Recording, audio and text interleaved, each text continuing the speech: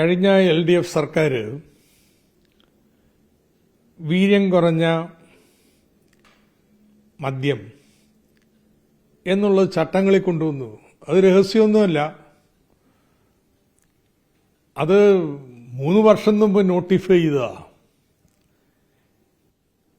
അങ്ങനെ ചട്ടങ്ങളിൽ കൊണ്ടുവന്നപ്പോഴും ഒരു കാര്യം ചെയ്തില്ല, നികുതി നിശ്ചയിച്ചില്ല. നികുതി നിശ്ചയിച്ചത് ഹോട്ടി വൈന് മാത്രമാണ്. മറ്റുള്ള ഇനങ്ങൾക്ക്, വീര്യം കുറഞ്ഞ മദ്യത്തിന്റെ മറ്റുള്ള ഇനങ്ങൾക്ക് നികുതി നിശ്ചയിച്ചിട്ടില്ല.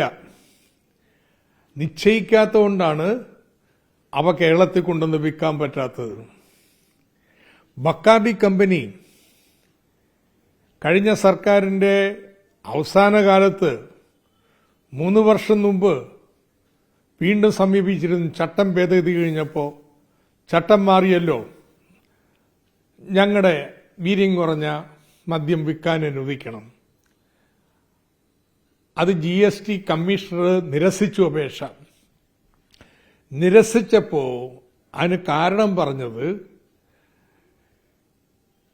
അതിനുള്ള ഹോട്ടി വൈൻ്റെ നികുതി മാത്രമേ നിശ്ചയിച്ചിട്ടുള്ളൂ, മറ്റുള്ള ഇനങ്ങളുടെ നിശ്ചയിച്ചിട്ടില്ല. അതുകൊണ്ട് കേരളത്തിലേക്ക് ഇത് കൊണ്ടുവരാൻ പറ്റില്ല. ഇതിന്റെ അടിസ്ഥാനത്തിലാണ് ബക്കാർഡിക്ക് ഇതുവരെ കേരളത്തിൽ വരാൻ കഴിയായിരുന്നത്. ഈ തടസ്സം അങ്ങ് എടുത്ത് മാറ്റിയാണ് കേട്ടോ VD സതീശൻ ചെയ്യുന്നത്. ഇതുപോലൊരു ചതിയില്ലെന്ന്. ഒരു വശത്ത് പറയാം, വീര്യം കുറഞ്ഞ മദ്യം കേരളത്തിൽ കൊണ്ടുവരണോ വേണ്ടേ എന്നുള്ളത് UDF ചർച്ച ചെയ്യും, ഞങ്ങൾ ചർച്ച ചെയ്ത് തീരുമാനിക്കും. എന്നിട്ട് പിൻവാതിലൂടെ ആ ബക്കാർഡി കമ്പനിക്ക് മാത്രമല്ല അതുപോലുള്ള കമ്പനികൾക്ക്, ഇത് കേട്ടിട്ട് നമ്മുടെ റിലയൻസ് ഇൻഡസ്ട്രീസ് ഇറങ്ങിയിരിക്കുക. അവർ കഴിഞ്ഞ വർഷം ബിവറേജസിലേക്ക് കടന്നു. കാമ്പ എന്നും പറഞ്ഞൊരിനം 4700 കോടി രൂപ വിറ്റ്.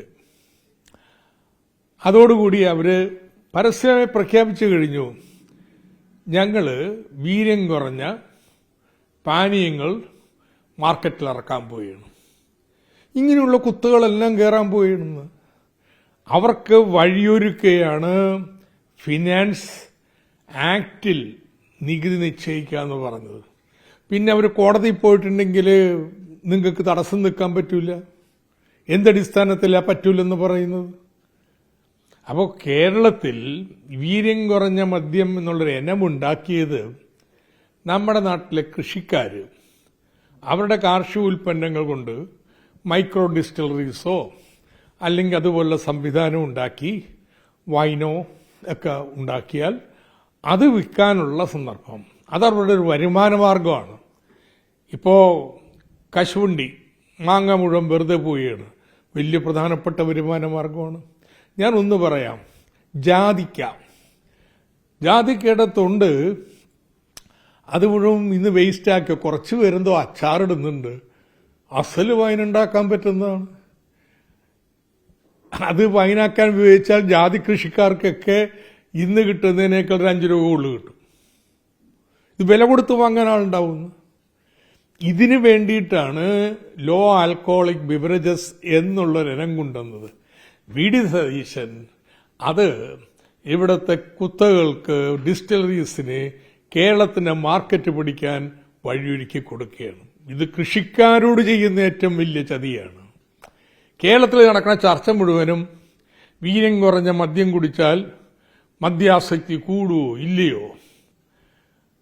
മുഖ്യമന്ത്രി പറയുന്നത് അത് റെസ്പോൺസിബിൾ ഡ്രിങ്കിങ്ങിലേക്ക് നയിക്കത്തുള്ളൂ. ഇതൊന്നുമല്ല ചർച്ചാ വിഷയം. കേരളത്തിലെ ചർച്ചാ വിഷയം കൃഷിക്കാർക്ക് ഒരു അധിക വരുമാനം കിട്ടാൻ വേണ്ടി കളമൊരുക്കാൻ കൊണ്ടുവന്ന ഒരു നികുതി ഘടനയിലെ മാറ്റത്തെ ഇന്ത്യയിലെ കുത്തകകൾക്ക് വേണ്ടി അടിയറ വെക്കുകയാണ്. അതാണ് ചെയ്യുന്നത്. എന്നിട്ടത് ഞങ്ങള് ഇനിയിപ്പോ ഫിനാൻസ് ആക്ടിൽ കൊണ്ടുവരുമെന്ന് കേരളത്തെ വെല്ലുവിളിച്ച് പറയുകയാണ്. ഘടകകക്ഷികളെതിരെ, സ്വന്തം പാർട്ടിയിലെ സുധീരനെതിരെ പറയുന്നു. ഇതൊക്കെ ഉണ്ടെങ്കിലും വെല്ലുവിളിക്കുകയാണ്.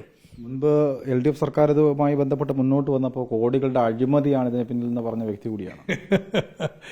ഞാനും ചോദിച്ചു എത്ര കിട്ടിയെന്ന്.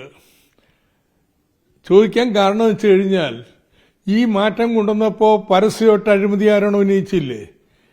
എന്നോട് MP രാജേഷ് പറഞ്ഞത് എത്ര കിട്ടി എന്ന് VD സതീശൻ ചോദിച്ചു. അതുകൊണ്ട് ഞാനും ചോദിച്ചു കേട്ടോ, എത്ര കിട്ടി. കാരണം അന്ന് പറഞ്ഞതെല്ലാം സ്വയം എതിരായിട്ട് ആരോപണമായിട്ട് സ്വയം മാറിക്കൊണ്ടിരിക്കുകയാണ്.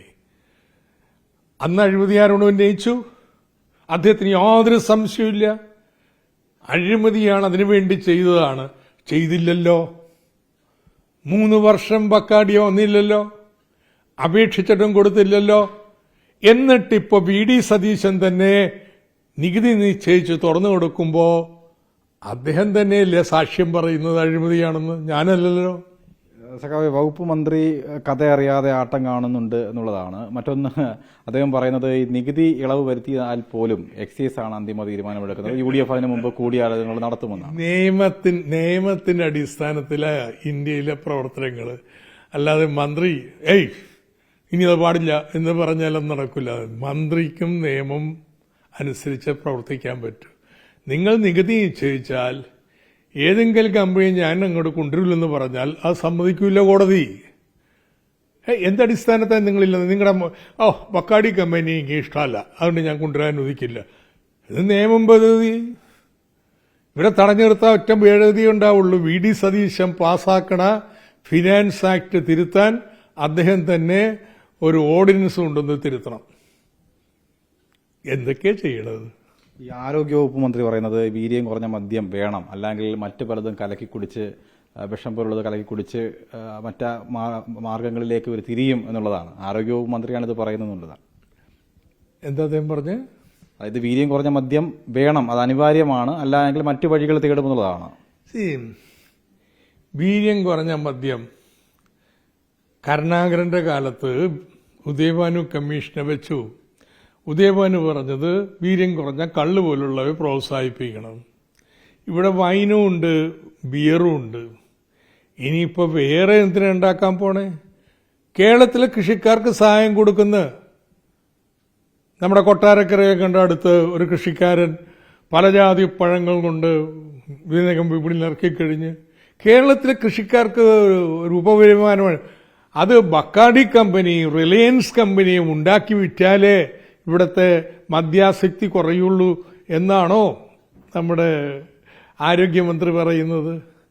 കേരളത്തിലെ ജനങ്ങളുടെ മദ്യാസക്തിയേക്കാൾ കൂടുതൽ ആ കുത്തക കമ്പനിയോടുള്ള പ്രേമമാണ് എൻ്റെ പുറകിലുള്ളത് ഇത്തരം പ്രസ്താവനകളുടെ.